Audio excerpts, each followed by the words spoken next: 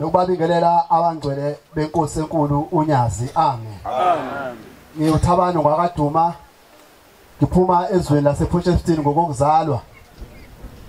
Ngizinze ezweni laseManzimtoti. Njengasidlala nje la esontweni liza kufika lelo langa. Dlala nje wena uye ku14 ulinda umakhelwane wakho ukuthi ngilinda uMakhumalo ukuze se14 uzafika lelo langa uzodinga umphefumulo.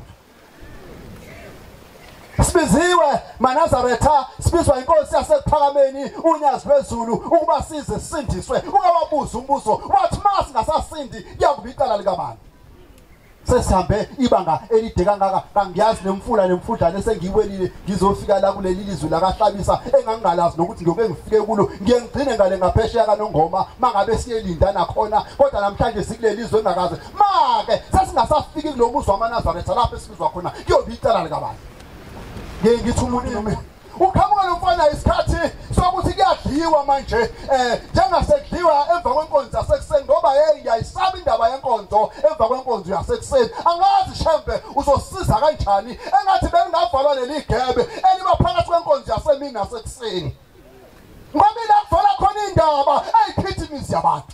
Ila kuvela khona indaba eyikhithi ibandla. Ila kuvela khona indaba eyiveza ukuthi ombheka uMasibanibani ufake ihiya ayifake ngesonto edlule. Yini ungayikomthathela lelo ongasagqoka umnikeze lona wena?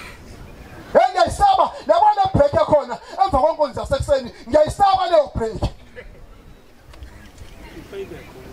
Base kuyaqala sekuyamaywa kwasekhisha ukudla wadliwa awunangu lo mfana wakathabashe nangu umfana oyephethe amakheke ewadayisa lo mfana ngase ngimbiza ngathi umfana amsondela la ngathi awaba namakheke wathi babuduma awami namakheke sengithi mina namakheke bo baba thathani ngokuthanda kwenu base bathatha ngumuntu ongahluphekile ngaleyo ndlela.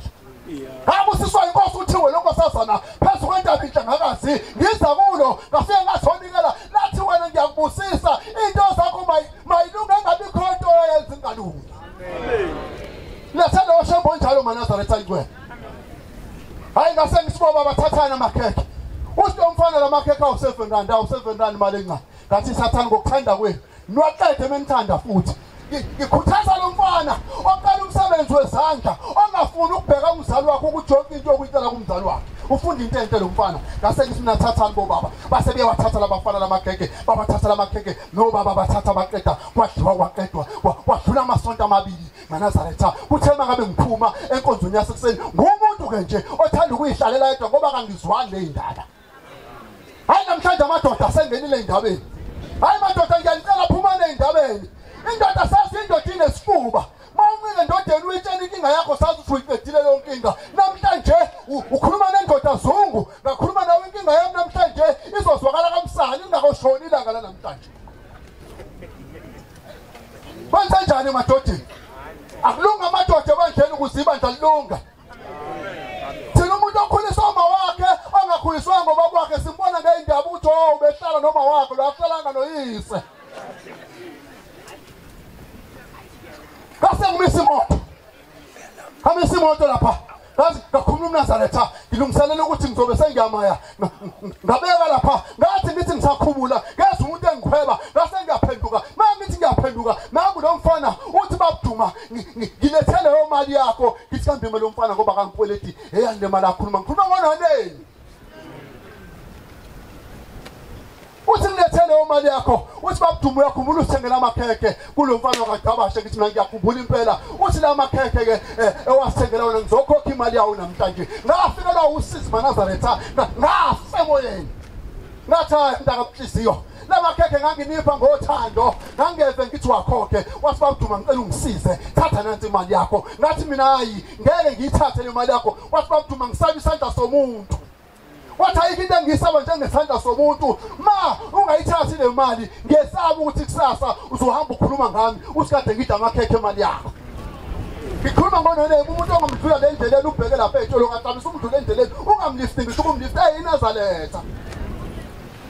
Bafundisa ungathi shamba ngasifana solithemba nginekelele. Khona isikhathi asinjalo efunakala uhlakaniphe mengabe kwehlimpi phambi kwakho. Ngathi manje usolithemba ngilekelele. Ngase ngikhumbula ngathi mina ubaba wakho wafikela kimi enkonzweni ubaba lo mfana. Ngabona inyanga yezulu maNazaretha. Ushembo wangilanda. Hayi ngabe ngumfundisi wama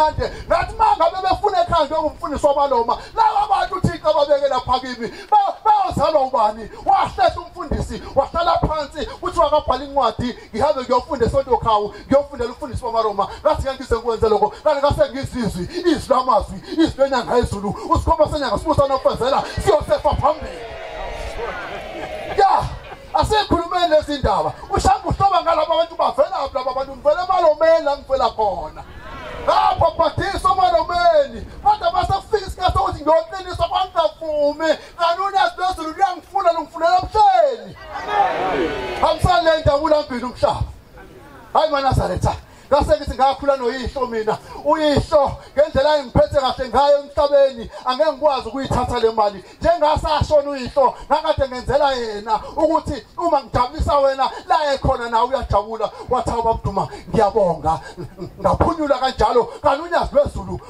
izwi ledume phansi amanye amazulu eduba phezulu lizofika esemlazi lisebalifika lapha emlazi sengishintsha imoto ngihamba ngenye imoto ma sesesigoduka ntambama wosevela ushevu uhamba le ngabe hamba awasevele siyagoduka lo mfana ebese ngimisa imoto khona istop ekuthiwe istage sesitimela ethiwa kusepelgrim bayazi abazi yesiphingo ebese yasimi ngimisa imoto ukhala lamakhosazana engihamba nawo athi hayi lo muntu ommelayo sengathi akakuboni ngikhuluma ngomuntu owezohamba ngeenyawo mhlawumbe ukusuka la ubheke esiqiwini kahlabisa lo muntu engikhuluma ngaye ngathi mangimisa imoto ngathi mfowethu gibela yimi wathayi imoto engiyilindile iyeza mfowethu kuleka ngathi lo muntu unamanga uzohamba ngeenyawo azafike lapha yakhona ingoba usaba isandla somuntu uthi akafuni ukusizwa umuntu ngoba umuntu uyamsiza namhlanje ebese hambe ekhuluma ngawo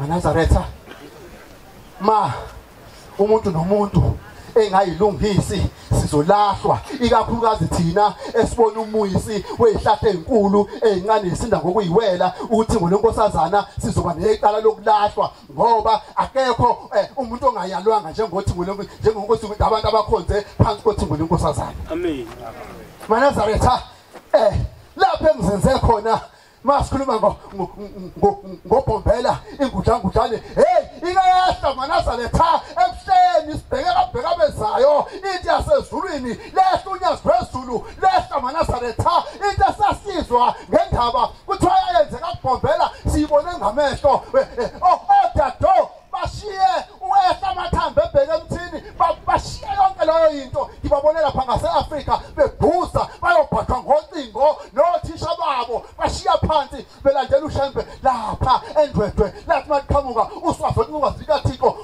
unendoda kaMthembu eyasuka ezweni lasendwedwe yayoshumela kamaphumulo yafika fikala nobhombela iyabuya ngehashi ifika ithi hey kunendoda ezayo akuvala amawindi kuvala yonke into mali endoda izoqhamuka babambe umhlangano abantu bebambela ubhombela hayi bebambela umuntu ongabanjela umhlangano bathi bebambela ubhombela lemhlangano laseqhamuka uswazwe unqazi kaThixo maNazaretha laqhamuka ngegubhu sithuma igubhu sisigubu ngaluthawuva ngokwelungile umsaka ukuthi esiphakade izinto asezulwini othisha yiba balahla oshoki bagijima babona uShembe kuqala nezingane zalandela ngemuva leyo into siyibonile lapha eAfrika odado beshiya phansi ngabona abantu abangayimbethi ingubo emhlophe bephethe iflag elibhaliwe ukuthi 100% unyazi lwezulu amen hawu Shembe lo mangomkomanga mshaka 3 ngiyadabukela maNazaretha sengizohlala phansi bangomkomanga uShembe mshaka 3 lo kuyadabukela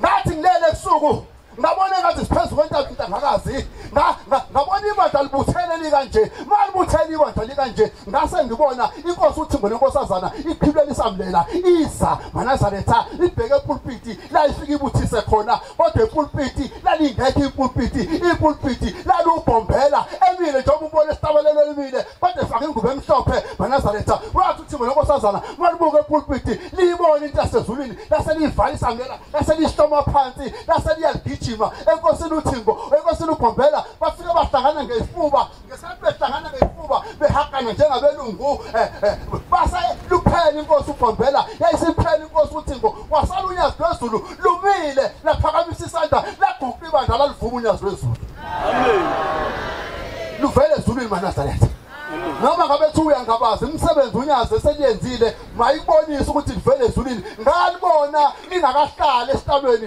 uthi ngolusakhona ngatshela umfowethu ushinga ngathi ngibona indaba enkulu kanti inkosi uthi ngizokhothama uyangichazela uthi mase yakwenza izipho enkosini yilo bhuto kanje mangimhlaza ngithi kangimazi kanti inkosi ayimfihlile kimi kodwa masingena ngaphakathi seqala inhlelo seyiqala ukudidizela inhlelo lapha sase sihamba songena ngaphakathi sathi masingena ngaphakathi wayeseqhama ukunyazi uqhamuke lesisandla umfowethu lo laziyo uhamba ngapha emva kwami ngase ngibona kuqala ngathi nanke ngimbonile ebusuku wathi uyena amen.